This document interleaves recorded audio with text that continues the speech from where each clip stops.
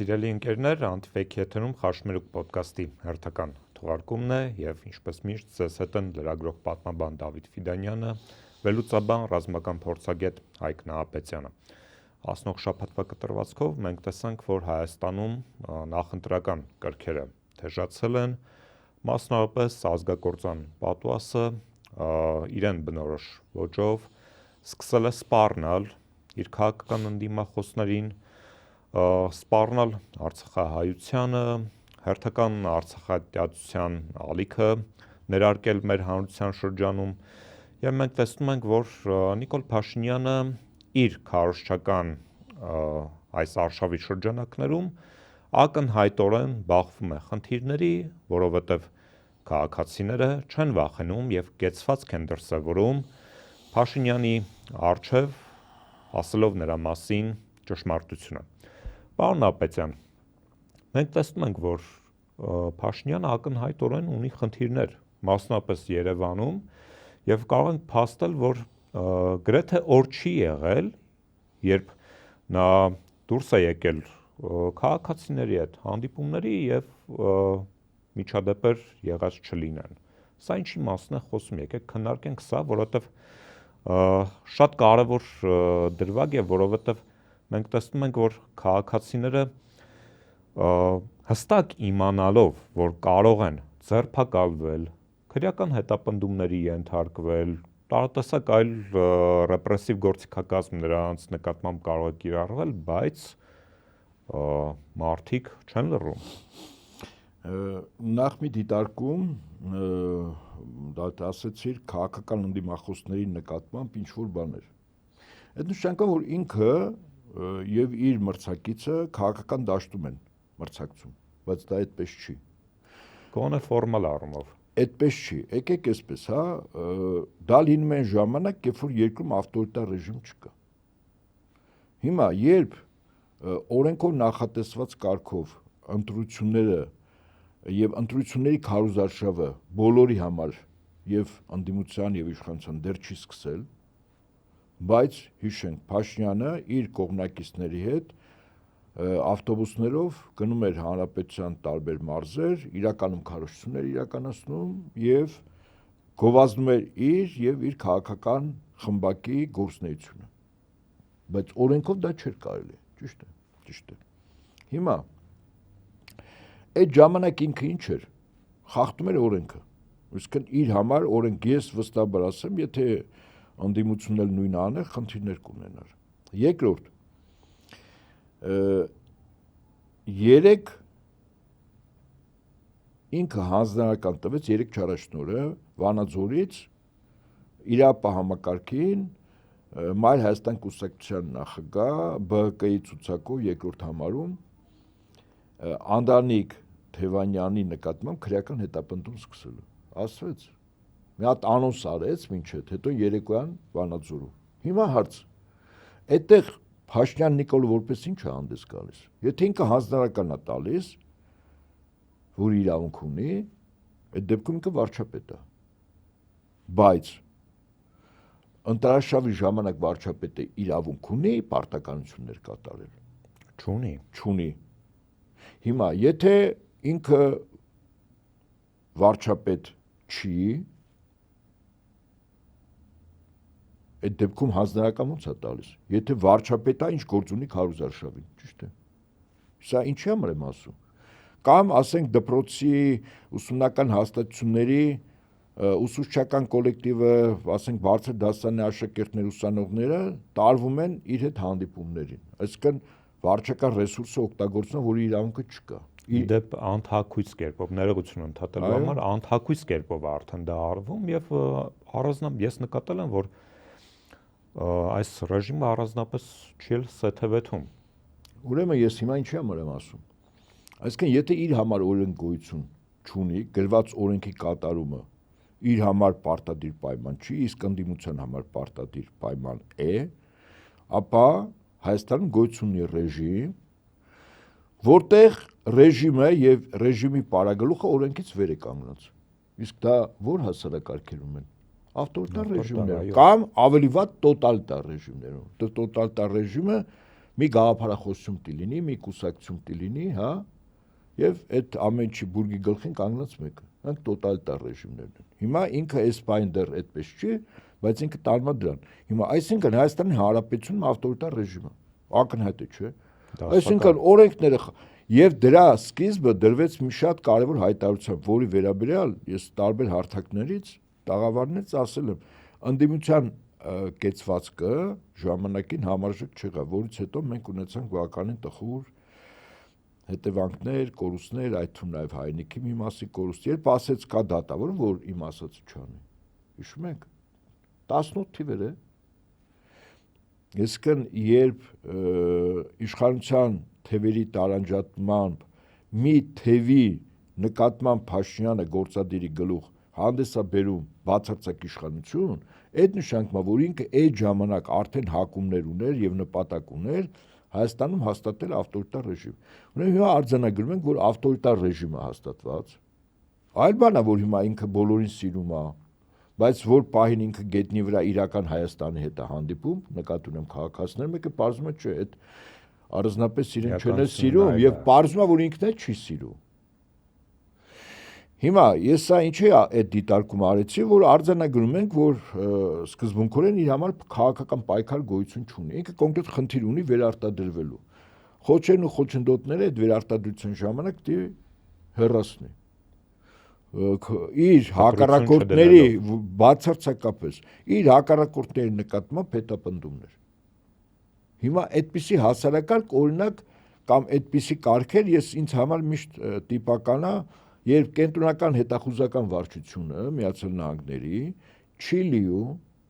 իրականացրեց զինվորականների ձեռքով իշխանության զավթում ընտրված նախագահի Սալվադոր Ալենդի սպանություն եւ երկիրը դարձրեց մի մեծ համակենտրոնացման ճամբար Չիլին։ Երբ բանտերում տեղ չկար քաղաքացիներին, ովքեր ընդվզում էին, քանզի զոհված զենքը ձեռքին ընտրված նախագահի արյունը դեռ չէր չորացել եւ մարդիկ հիշում էին դա, բանտերում տեղ չկար, մարզա դաշտերը ֆուտբոլի դարձրեց համակենտրոնացման ճամբար։ Մայրաքաղաք Սանտիագոյի հայտնի ստադիոնում գնդակահարություններ էին տեղի Եվ ավելին ձերբակալում որտեղ տեղ չկար, տանում են ստադիոնում են, չէ՞ լսում, առանց որից նորմալ, որից նվազագույն պայմանների, հա, սանիտարահիգիենիկ եւ այլն, տասնյակ հազար, հետո որ դա էլ չօգնեց, մարդիկ ընդվզում էին, ինչ որոշեցին, օրը ցերեկով առանց դիմակի, առանց թաքցնելու անթաքույց, ընդդիմադիրների ղեկավարներն փողոցներում գնդակարում են ուղղակի։ Ես process-ն եմ ասում, ինձ համար տեսանելի է, որ այս process-ը ինչ որ հիմա ինքանում է, այդպիսի process անցել է իդեպ, գիտեք, մեր ոչ վաղանցյալում, հիմա գանք ավելի մոտ ժամանակներ եւ ավելի կարճ տարածության վրա Սաակաշվիլին, Վրաստանի նախագահ, բանտերով ինչքան մարդ էր անցել իր կառավարման տարիներին։ Անգամ պարոն Ապեցյան, ես հիշում եմ, որ բազմաթիվ արևմտյան միջազգային կառույցներ, ովքեր որ բավականին ժամանակին լոյալ էին Սաակաշվիլի վարչակարգի նկատմամբ, իր վարչակարգի վերջում արդեն խիստ գնահատականներ էին տալիս։ Միացյալ Նահանգների պետդեպներ խիստ գնահատականներ տալիս, տարբեր միջազգային իրավապաշտպան կառույցներ խոսում էին Վրաստանի բանտերում քաղաքական բանտարկյալների եւ քաղաքական բանտարկյալների պահման եւ նրանց նսեմացման մասին։ Ես հիշում եմ 2012 թվականի ընտրություններից առաջ, երբ որ Սաակաշվիլին զրկվեց իշխանությունից, խորհրդարանական մեծամասնություն չունեցավ, մի տեսագրություն հայտնվեց, թե ինչպես էին բանտապահները վերաբերվում սովորական կալանավորներին եւ դա հսկայական ազդեցություն ունեցավ վրացական հասարակության վրա եւ ռումբի էֆեկտ ունեցավ։ Բայց եկեք արձանագրենք, որ մեր նման երկրներում իսկ ես քաղաքագիտական տերմինով որ ասում եմ, որտեղ երկիրը ներքին եւ արտաքին քաղաքականությունը չի որոշվում այդ երկրի պետական ինստիտուտներում, արտաքին կառավարման ներքո այդպիսի երկրները նախկինում անվանում են գաղութային երկրներ, իսկ հիմա գնահատական է այդ կարգի երկրների բառը փոխել են, որպեսզի այդ երկրի քաղաքացին չմտածի, դե գաղութը մենք գիտենք վատ բան է, չէ՞։ Գիտեք ինչ են ասում։ Մեր նման երկրներին, ասում են երրորդ աշխարհի երկրներ կամ զարգացող երկրներ։ Այդ գաղութային երկրներն են, իդեպ ասում ձեզ։ Հիմա եւ արձանագրում ենք այս իրողությունները, եւ այն ինչ որ հիմա կատարվում է, ձերբակալություններ, իսկ շատերը մեզ համախոս շրջանակներից որպես պատանդ են, իրենց հայացքների համար, այո, քաղաքական հայացքների համար, բայց իրենց այդ հայացքների համար վերցրել են, ձերբակալել են, անազատության մեջ են ոչ միայն այդ անձինք, այլև անձինք, որոնց մտերիմների, հարազատների նկատմամբ իշխանությունը խնդիր ունի ճնշման, որը չի ստացվում, եւ ինքը դիմում է այդ քայլին։ Դա պատանդառություն է։ Ես այդ օրինակը միշտ բերել եմ։ Վեհապար Հայրապետի եղբայրը, եղբոր տղան քաղաքական դաշտում ընդհանրապես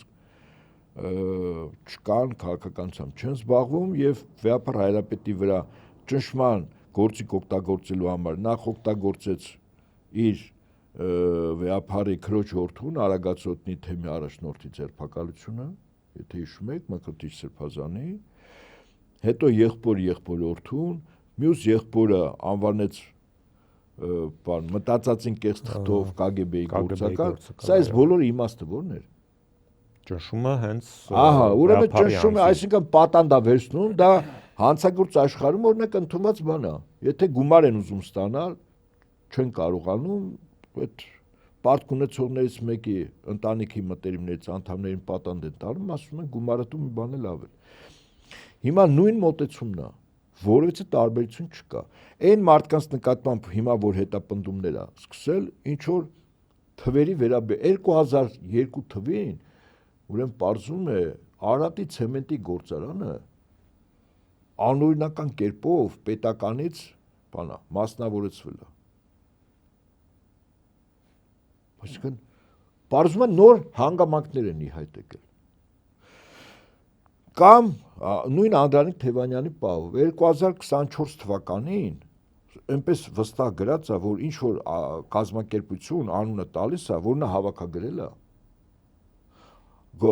Եվ հավաքագրումից հետո իբր Անդրանիկ Թևանյանը ինչ որ գործողություն արի, գաղտնի տեղեկությունները հայթայթել 2024-ին, ճիշտ է։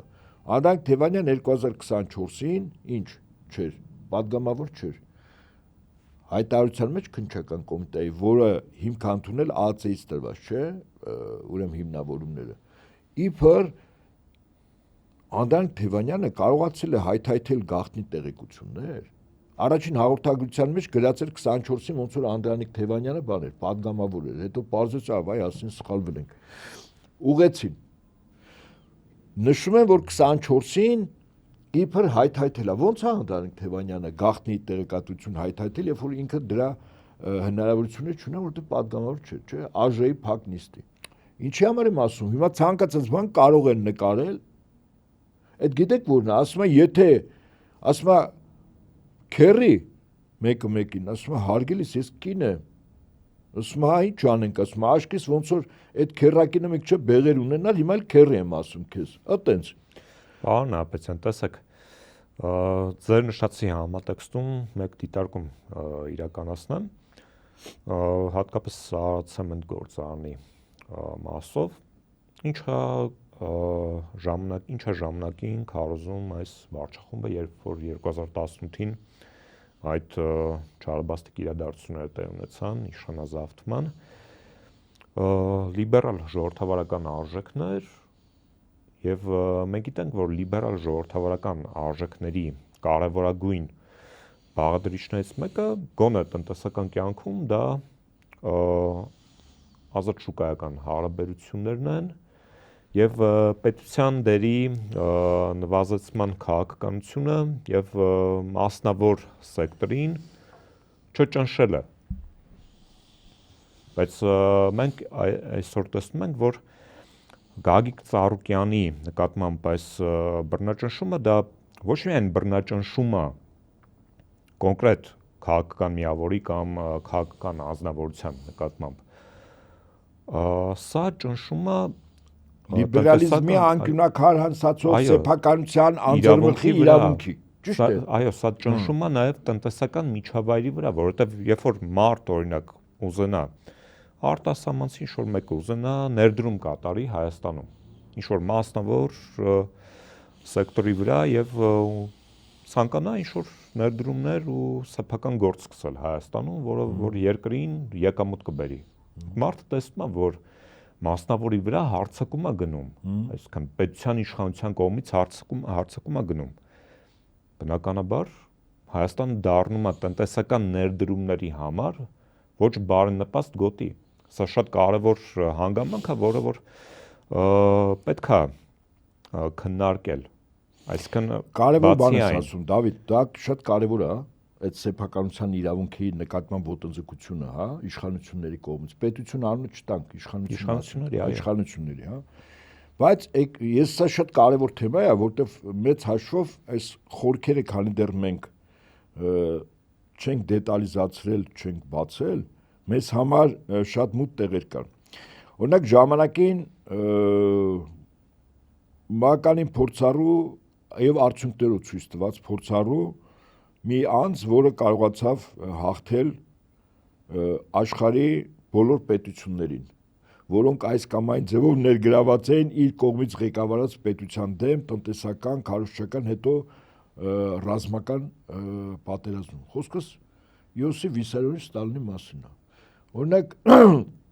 ինքը շատ հրաշալի ձևակերպում ունի, իդեպ բավականին խորագետ, կրթություն ստացած, նաև հոգևոր կրթություն, այդպես։ Երբ հարցնում են ինչ բան է ըստ ձեզ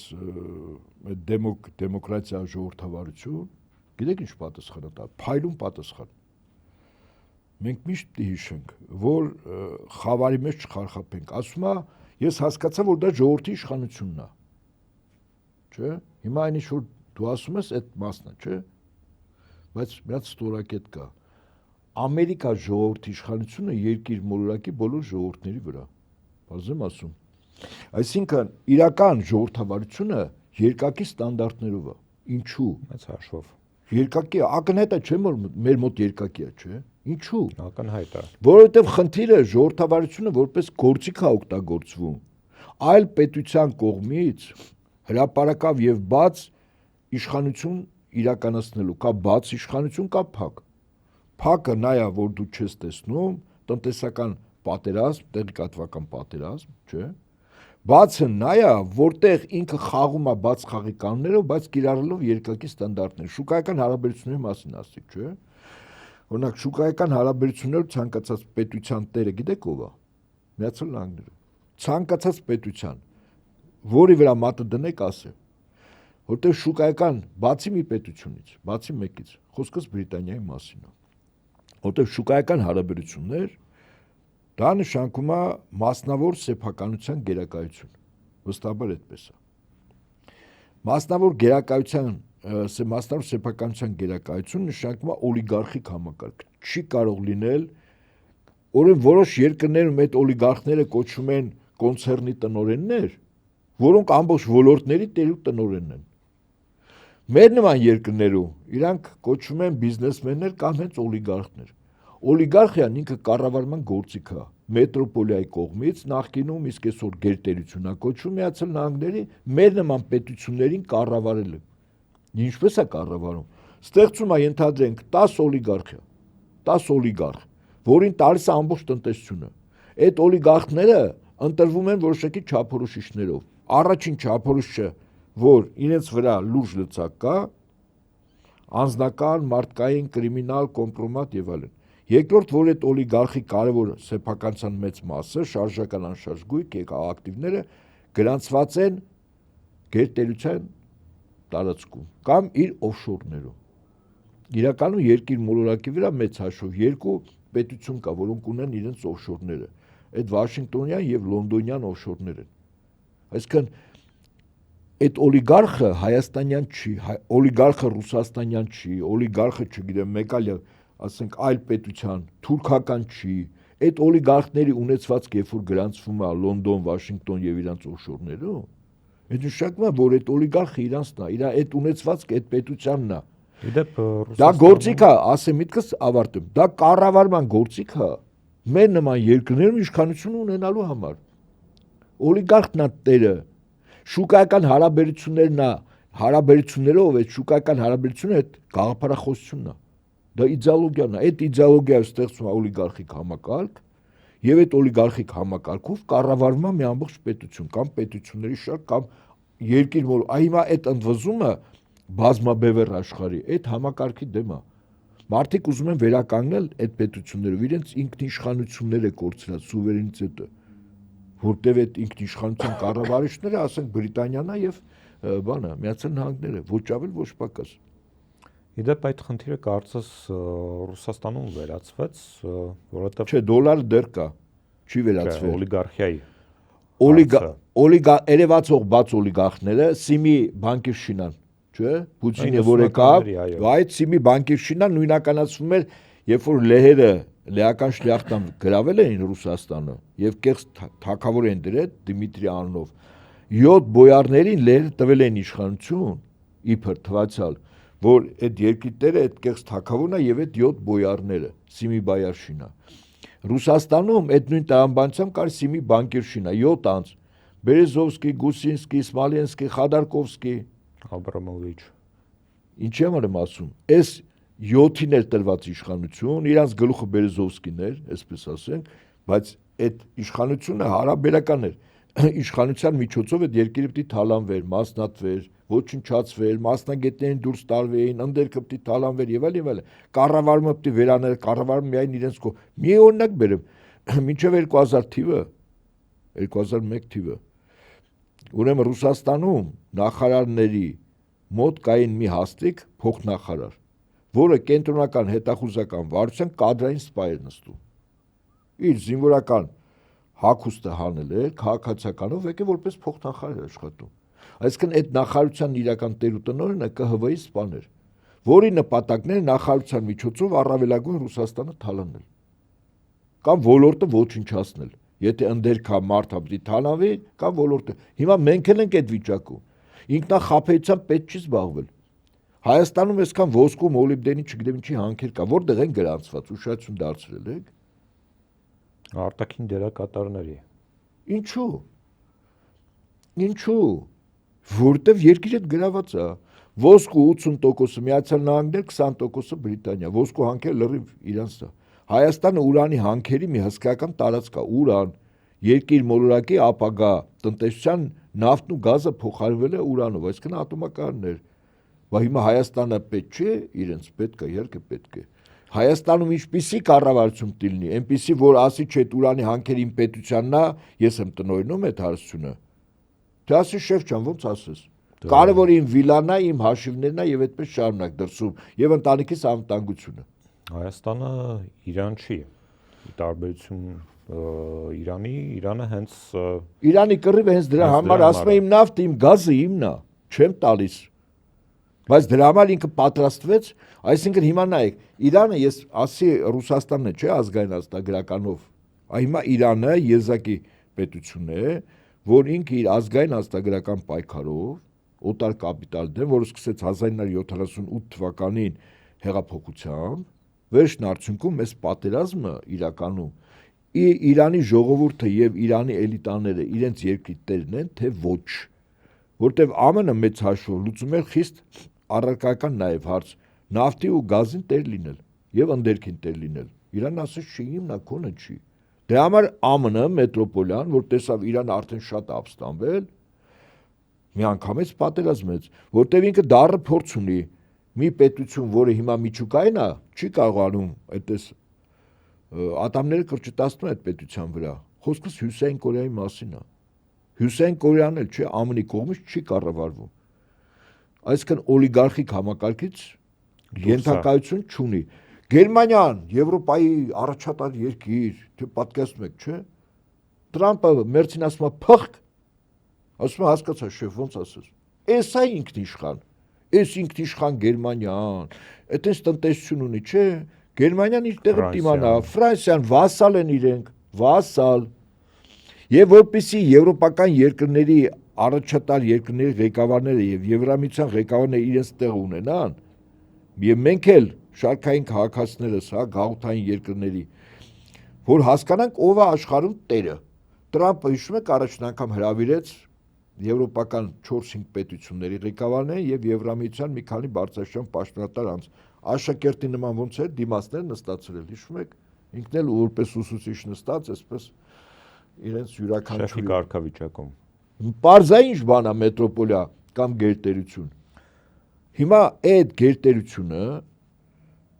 Բրիտանիայի հետ միասին դերաբաժանումով իրենց վասալ Ֆրանսիային ներգրավելով գործընթացի մեջ Հայաստանում տերու տնօրինություն են անում։ Դիմադրության բոլոր օջախները պետք է վերանա։ Փաշյան Նիկոլը պետք է վերարտադրվի։ Խնդիրը սա է, այսինքն մեր ժողովուրդը, երբ որ գնում է ընտրության, ինքը նախ պետք է իմանա, թե այդ թուրք-ադրբեջանական տանդեմը Հայաստանի վրա այն մահակն է, որը ամիջապես է կախված, ասենք դամոկյան սուրն է, մազից կախված սուրն է,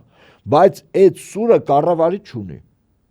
Եվ այդ սուրը կառավարում են, ասենք մի ժամանակ գլոբալիստները իդեմս ԱՄՆ-ի դեմոկրատական կուսակցության կողմից ընտրված նախագահի հաղթած եւ Բրիտանիայի կառավարության, հիմա մի փոքր փոխվել է։ ԱՄՆ-ի նախագահը ասում է, չէ, ես իմ պետությունով եմ աշխարհի տերը։ Եվ հետաբար ես եմ այստեղ ասուղը։ Բայց այս Իրանի դեպքերը լրիվ այլ իրավիճակ բերեցին, լրիվ այլ, ոնց ասեմ, երկիր մոլորակը մտավ լրիվ այլ վիճակի մեջ։ Պարոն Ապետյան, տեսեք, խոսեցինք Ռուսաստանի մասին, նրա անցած ճանապարհի։ Ակնհայտ է, որ այս օրերին լրջագույն սրացում կա Փաշինյանի ռեժիմի եւ Ռուսաստանի այդ հարաբերությունների ասպեկտում։ Ես չեմ ասում հայ-ռուսական, որովհետեւ չէ, հայ-ռուսական դա հայ-ռուսական ժողովուրդներն են։ Այո, վստահաբար այս պետությունների, այո, ռեժիմը, այո, այո, այո։ Նիկոլ Փաշինյանը ասուլիսի ընթացքում իր վերջի տված ասուլիսի ընթացքում հայտարարեց, որ Ռուսաստանի դեմ որևէ գործողություն իրենք չեն նախաձեռնում եւ Ռուսաստանը իրեն գերտերություն է, որին պետք է հարգանքով վերաբերվել։ Սխալ է, դա էլ է սխալ ասել, Ռուսաստանը գերտերություն։ Մենք գիտենք, որ մայիսի 28-29-ին ԵԱՏՄ նիստն է լինելու, որին չի մասնակցելու այս ռեժիմի ղեկավարը եւ որի ընթացքում ըստ հաղորդագրությունների, պաշտոնական կամ փորձագիտական տիրույթի քննարկվելու է Հայաստանի հարցը։ Անդամակցության հարցը նկատի ունեք։ Անդամակցության, այո, անդամակցության նպատակահարմարության։ Գիտեք, ասենք կա կանոնադրություն, ցանկացած վերպետական կառույց ունի իր կանոնադրությունը, որովհետև համաձայնություն տվել են նաև այդ կազմակերպության անդամ պետությունները։ Անդամակցության վերաբերյալ մուտքի եւ ելքի յուրաքանչյուր կազմակերպության անդամ ունի ինչի իրավունք վետոյի։ Վետոյի իրավունք, այո։ Տեսնում եք ինչ դեմոկրատական է։ Մեր քաշային կարգը Ռուսաստանի չափելի չի, չէ, բոլոր առումներով։ Բայց մեզ մի ձայնի իրավունք է տվել, չէ, 100%-անոց։ Օրինակ Հայաստանը, այսպես արդից օգտվելով ասեմ, որ Եվրամիության անդամ է դառնում, գիտեք մեր ձայնի իրավունքը ինչքան է։ Ըստ падգամավորի թվի։ Ուրեմն նայեք, բնակչության թվաքանակն է երկրի ընդհանուր ԵՄ անդամ պետությունների բնակչության գումարային առումով թվաքանակի մեջ քանի տոկոս է կազմում։ Օրինակ 500 միլիոն է Եվրոպան, ընդունենք 500 միլիոն։ Հիմա մենք 3 միլիոն ենք, քանի տոկոս է։ Մի տոկոսը 5 միլիոնն է, չէ՞։ Այսինքն 0.6%։ Ոչ թե 100%, մեկ ձայնը 100%-ն է, չէ՞, քվեարկության ժամանակ։ Այսինքն մենք Եվրամիության եթե անդամ ենք դառնում, այդ կազմակերպության որոշումների ժամանակ մեր ձայնի տոկոսը 100-ից իջել է 0.6-ի, 0.6%։ Նույն ինչ դեմոկրատիան։ Հիմա դա դեմոկրատիա թե 100% ձայն ունենալը։ 100% ձայն ունենալ։ Իսկ մենք ԵԱՏՄ-ի մեջ ունենք 100% ձայն, այսինքն մեկ ձայնի իրավունք։ Ավելին, մեզ տրված է վետոյի իրավունք։ Եթե տեսականորեն հարց է բարձրացվում, Հայաստանը, եթե չի ցանկանում, վետո է դնում, իր վետոյի իրավունքը օգտագործում է եւ Հայաստանը մնում է ԵԱՏՄ-ի անդամ։ Սա ես իրավական կարգն եմ ասում։ Հիմա հաջորդը։ Իդեպ ասեմ Բրիտանիան երբ որ դուրս եկավ Եվրամիությունից, գիտեք ինչ հիմնավորումներ։ Ես բավական լուրջ ուսումնասիրել եմ։ եւ հայտարարությունները, եւ ձևակերպումները եւ հիմնավորումները ինքնիշխանության վերականգնում, երկու բառով ասեմ։ Այսինքն Եվրամիությունը ցանկացած պետություն վերպետական կառույցին, որ անդամակցում է, իր ինքնիշխանությունից որոշակի մաս բաժնեմաց հանում է այդ կառույցին, ճիշտ է։ Իսկ Բրիտանիան ասում է, ես փորձում եմ, որտեվ հիմա աշխարհում իրավիճակը այնպեսին է, որ իմ ինքնիշխանությունից համար շատ ավելի կարևոր է սուվերենիտետը։ Հիմա, բայց կա այլ իրողություն։ Հայաստանը հավաքական անվտանգության պայմանագրի կազմակերպության անդամ է, ճիշտ է։ Հայաստանը չի մասնակցում ՀԱՊԿ-ի որևիցե սառեցրել է, ասում են։ Սառը օրինակ, ՀԱՊԿ-ի կանոնադրության մեջ սառեցում կետ չկա։ Կետ որտեղ գրած լինի սառեցնել, հետո կետ համար 2, եթե հետ ես կանգնում սառեցումից, գրած լինի տաքացում։ Չկա տես բան, սառեցում չկա։ Այսինքն Հայաստանի գործունեությունը ՀԱՊԿ-ի շրջանակներում վնասում է, վտանգում է ՀԱՊԿ-ի գործունեությանը։ Համաձայն եք, որտեղ պլանավորումը Հայաստան ՀԱՊԿ-ի անդամ, ՀԱՊԿ-ը ունի իր միացյալ զորքերը, ընդհանուր խնդիր, հակաօդային ընդհանուր պաշտպանություն եւ այլն։ Երբ որ դու այդ օղակը դուրս է գալիս, գործ չի անում, դու արդեն վնասում ես, չէ՞։ Հիմա մենք անօրինական ձևով կանոնադրության մեջ ՀԱՊԿ-ի չունելով հոդված սառեցում հոդվածը, իսկ սառեցում բառը պարբերաբար ասում են, չէ՞, օրվա իշխանությունները։ Մենք չենք հորինում, չէ՞, բառը։ Շարունակաբար։ Հետաբար Հայաստանի իշխանությունների այդ կեցվածքը վնասում է ՀԱՊԿ-ին։ Բայց ՀԱՊԿ-ը դեռևս կեցված չի դրսևորում։ Բայց Հայաստանը ինքն իրավունք վերապահում է առանց կանոնադրությամբ, այսինքն հասկացություններով քայլ անել կազմակերպության մեջ, որի իրավունքը չունի։ Հիմա ես էլ ասում եմ, մայիսի 28-29-ին այդ հավաքի ժամանակ, բա որ պարզեց կանոնադրության մեջ է, եթե Հայաստանից դուրս դրվի, Հայաստանը վետով փակում է թեման։ Իրանք էլ գործընթաց են սկսում, նույնիսկ կանոնադրության մեջ գոյություն չունեցող կետերով, ոնց որ Հայաստանը սառեցում գործընթացն է արել, հիմա ԵԱՏՄ-ի անդամ պետություններն էլ մի հատ գործընթաց կարող են սկսել, որով Հայաստանի շատ արագ փորձեն կամ դուրս դնել, կամ խելքի բերել, կամ պատժել։ Կարող են չի անել։ Ընդ որում նույնիսկ այդ կետերը կանոնադրության մեջ էլ չլինեն։ Հայաստանը ես զուգահեռ ինչու բերեցի ՀԱՊԿ-ի քո կեցվածքը, որտեղ գոյություն չունեցող քայլ ես դու անում, կանոնադրության մեջ չկա, այն նույն բանը ԵԱՏՄ-ն քո հանդեպ կանի։ Իսկ չէ՞ որ։ Նույնիսկ ԵԱՏՄ-ն կարող է ասի ինչ կարելի է Զևսին, չի կարելի Եզին։ Զևսը ես եմ, հզոր պետությունների դաշինքով ես, այ խելոք Հայաստան։ Հիմա սա ինչի համար եմ ասում, որ Հայաստանի գործունեությունը, բայց սա կանխամտածված է։ Այսինքն խնդիրը նա է, որ Հայաստանը ամբողջովին կտրվի Ռուսաստանի եւ մեր հարևան դաշնակից պետությունների հետ տնտեսական, քաղաքական, դիվանագիտական, մշակութային, հումանիտար, ինչա, ռազմական բոլոր կապերից, որովհետեւ Հայաստանը հիմա որոշումով արևմուտքի դրվել է մի պրոյեկտի մեջ, որով Հարավային Կովկասը պետք է ունենա միացյալ ճակատ Ռուսաստան դեմ, այո, շատ նորմալ է։ Իդեպ ասեմ, Եվրոպան զինվում է։ Հիմա այդ զինվելը բոլորը անում են ամեն մեկը իր հնարավորություններով, բայց Եվրոպական միացյալ բանակը դա Ֆրանսիայի միջուկային հովանոցի ներքո է հայտնվելու, իսկ Ֆրանսիան այդ առումով ինքնիշխան է։ Դա ամենաշատը եվրոպացիքից ունի։ Դե հիմա երկու պետություն, բայց Բրիտանիայի զինանոցը ԱՄՆ-ին է պատկանում միջուկային մարտագլխիկներով, իրականում Ֆրանսիան այդ առումով ինքնիշխան է միջուկային մարտագլխիկների։ Շնորհիվ Շարլ դե Գոլի։ Դե հա, հիմա սա է իրականությունը։ Բայց Եվրոպան հիմա իր ռազմաարդյունաբերական համալիրը, ԵՄ երկրները, ՆԱՏՕ-ի մեջ անդամակցած ԵՄ անդամ պետությունները սկզբունքորեն եւ իրենց ժողովուրդներն են պատրաստում եւ իրենց տնտեսություններն են պատրաստում Ռուսաստան դեմ պատերազմի, ակնհայտ է, չէ՞։ Իդեպ ներողություն մեկ հավելում իրականացնեմ,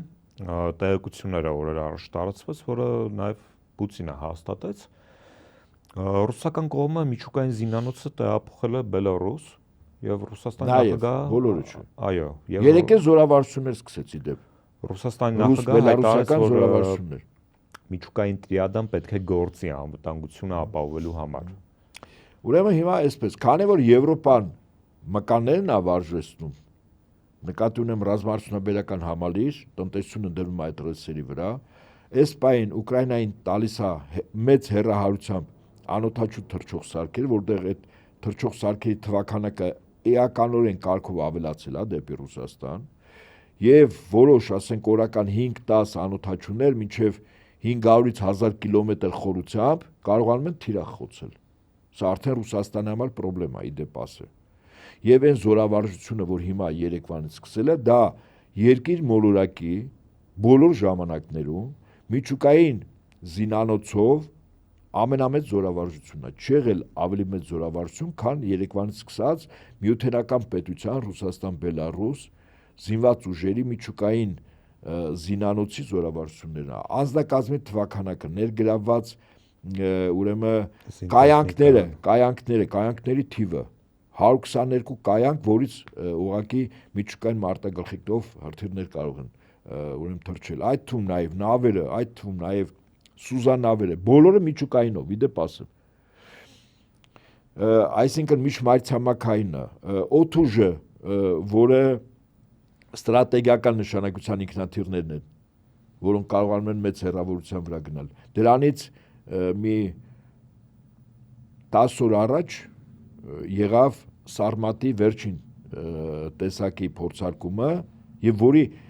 չափորոշիչները Սարմատի տակտիկական տեխնիկական բնութագրիչները ահա սարսուռ են ոչ միայն Եվրոպայի, այլև ԱՄՆ-ի համար։ Ուրեմն երկիր մոլորակի մի ծայրից մյուս ծայրը հրթիռը որ թռնում է 40000 կիլոմետր է։ Սարմատը, նոր տիպի սարմատները 35000, ոչ միայն բալիստիկ հետագից, այլև օրբիտայից դուրս, ինքը օրբիտայից էլ է դուրս գալիս, որ ընդհանրապես չի բռնվում, հա։ Հաջորդը 80 մետր երկարություն, 3 մետր տրամագից, մեջ է թրթիրի 10 մարտագլխիկ, ամեն մարտագլխիկը մի թիրախի կարող է խփել։ Հիմա մի մարտագլխիկի հզորությունը պայթյունի, գիտեք որքան է։ 150 կիլոտոն մեկինը։ Իսկ որպեսզի համատելու համար մեզ լսողներին պարզ լինի, միակը Ճապոնիայի վրա գծված ԱՄՆ-ի կողմից երկու ռումբերի մեկի հզորությունը 18 կիլոտոն էր, մյուսինը 22։ Բարձ եմ ասում։ Էկվիվալենտ է։ Հա։ Հիմա սա մի հատը Սարմատի մեջ 10 հատ է։ 25 ձայնի արագությամբ, այսինքն դա սկզբունքորեն չի որսվում, չի բռնում եւ այլն։ Եվ մի հատը 150 կիլոտոն, 10 հատը ինչքան անում 1500։ Ճապոնիայի վրա ընդհանրապես գումարային առումով ընկել էր 40 կիլոտոն երկու ռումբի գումարայինով։ Հիմա 1540-ը։ Եվ մասնագիտական գնահատականն եմ ես տալիս։ Սա իմ գնահատականն չի, մասնագետներին, որոնց ես նաև լսում եմ,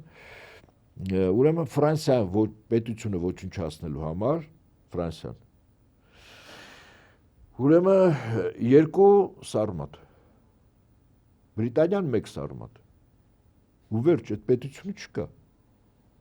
Այսինքն մայրցամաքային Եվրոպան սկզբունքորեն կարող է 10 սարմատով թեման փակվի։ Հիմա ռուսները ինչու են, նայեք, այս փորձարկումը ինչու արեցին հիմա Սարմատի մի 10 օր առաջ եւ ինչու Երևանից սկսեցին աշխարհում իր նմանը չունեցող միջուկային մարտագլխիկներով զորավարժություն։ Սա ինչի համար է։ Սա ուժի ցուցադրություն է, ակնհայտ է։ Ճիշտ է, հրթիռները չունեն թռիչքային ծրագրեր թիրախներին։ Ծրագրերը չկան, այսինքն յուրաքանչյուր հրթիռ կապ չունի ինքը որտեղ է, ինքնաթիռի վրա է, նավի, սուզանավի, թե հորերում է, այդ շախտային, հա։ Դրանք չունեն ծրագրեր, թիրախներ, բայց եթե Եվրոպան իրան պահի այնպես ինչպես հիմա պահում է,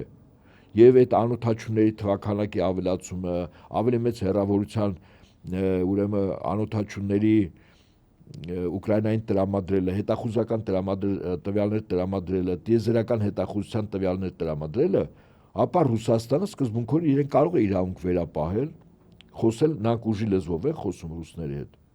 Ռուսաստանը ուժի լեզվով խոսում։ Ընդ որում այդ նույն Եվրոպան մեր նման երկրներին պատրաստում է այն ճակատագիր, ինչ պատրաստեց եւ զոհասեղանին ռուսների դեմ դրեց Ուկրաինայում։ Հիմա Հայաստանում էլ է պատրաստում, իդեպ ասել։ Ադրբեջանը ուղղակի պատրաստ է։ Մեր մոտ կա ինչու մեր մոտ դիմադրություն, որտեղ Հայաստանը իրավական առումով եւ գետնի վրա մենք դաշնակիցն ենք եւ ենք Ռուսաստանի, չէ՞։ Հետո պարզվում է, որ ինչ որ բաներ են բացահայտել, գործակալներ եւ այլն, հա, որը հավաքագրել են։ Սովորաբար Հայաստանը Ռուսաստանի հետ դաշնակից է ռազմական տնտեսական առումով, գործնականում մինչև 2018 թիվը, այսպես վերցնենք։ Ռուսաստանը խնդիր ուներ այդպես համատարած գործակալական ցանց սարքել իր դաշնակից պետությունում։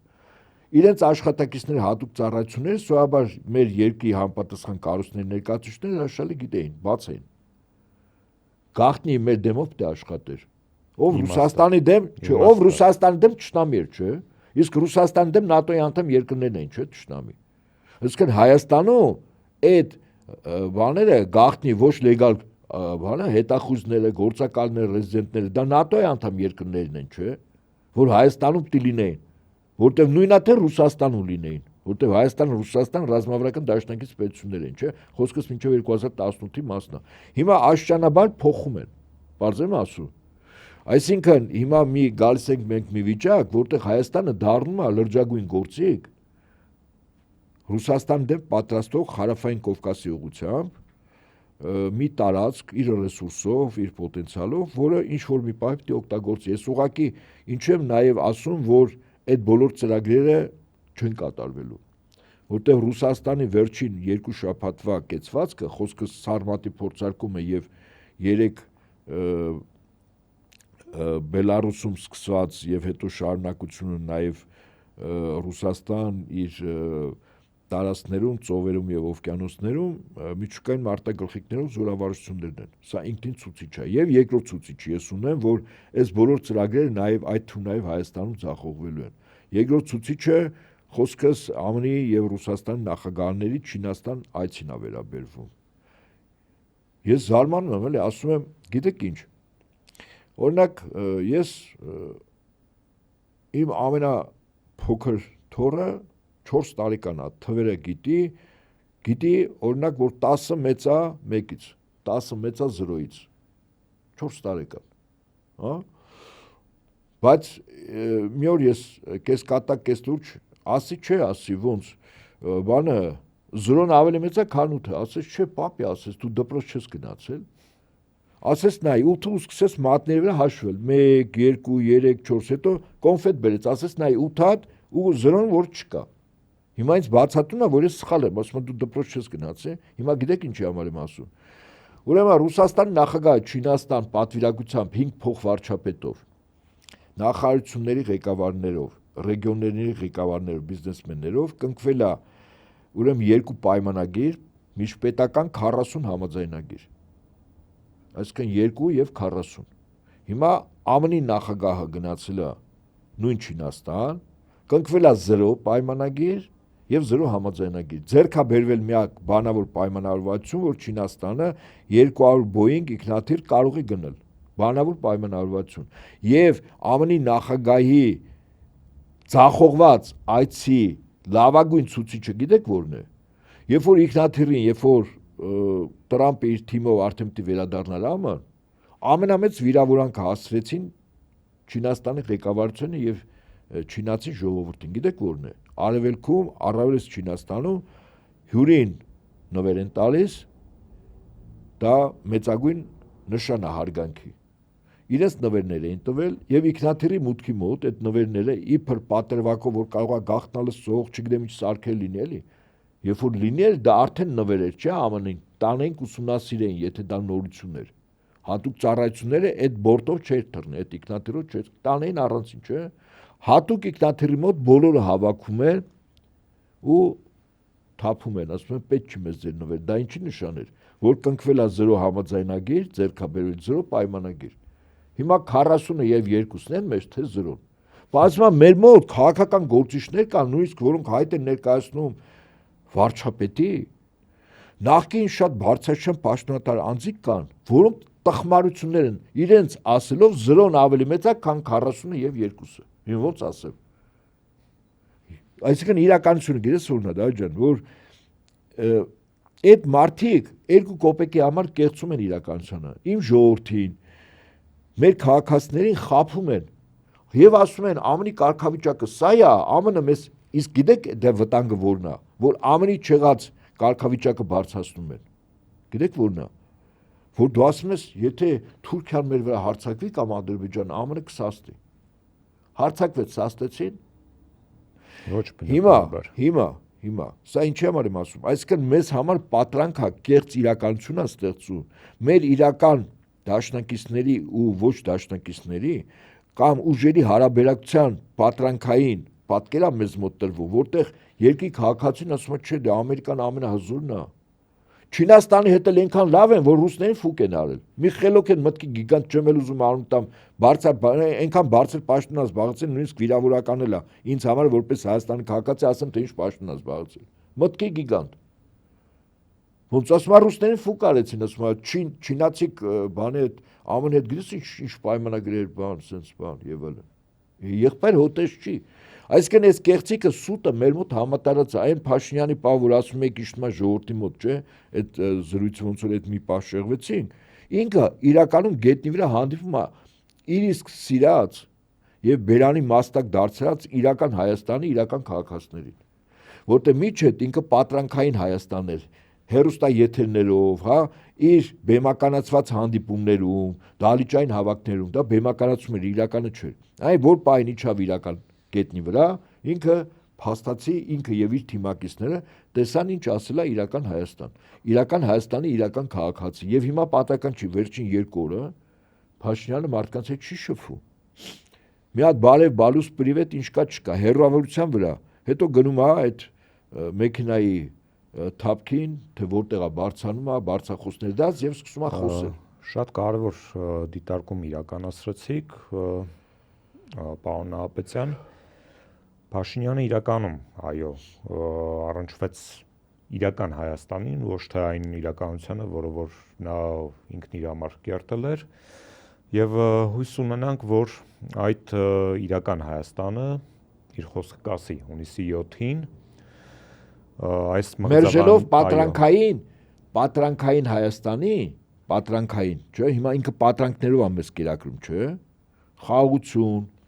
ինքնիշխանություն, անվտանգություն, Թուրքիայից Ադրբեջանից որից խնդիր չկա, չէ, համաձայն եք, չէ, այս պատրանքներն է։ Իսկ այդ պատրանքների հետևում գիտեք ինչն է կանգնած։ Ռեալ թուրք-ադրբեջանական յաթաղանն է կանգնած, որոնք աներկբա եւ հաստատակամ կերպով ասում են, որ այս տարածքը ամբողջովին իրենն է։ Հունիսին մեծ միջոցառում է Նախիջևանում, Արեմեցյան Ադրբեջանի։ Դե մարդիկ պատրաստվում են, չէ՞։ Ահա։ Եվ քաղաքացիները այո հույս ունենանք, որ կդնեն այս ամենի, այս մղձավանջի վերջը, թերևս այսքանով ամփոփենք։ Սիրելի ընկերներ, Antifake-ի եթերում Խաշմերուկ ոդկասթի հերթական թողարկումներ, ինչպես միշտ ձեզ հետ էին լրագրող պատմաբան Դավիթ Ֆիդանյանը, վերլուծաբան, ռազմական փորձագետ Հայկ Նահապետյանը, մնացեք Antifake-ի եթերում եւ հետևենք ագնացող զարգացումներին։